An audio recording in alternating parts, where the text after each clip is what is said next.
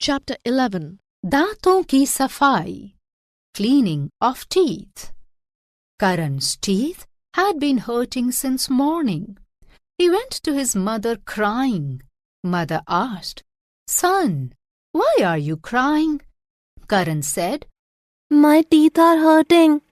Mother asked him to open his mouth.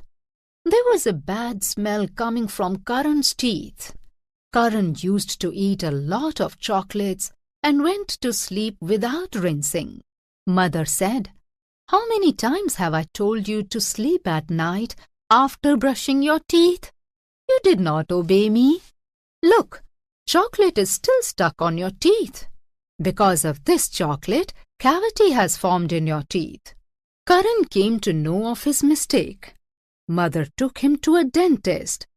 The dentist gave him medicine and advised that we should clean all the parts of our body properly.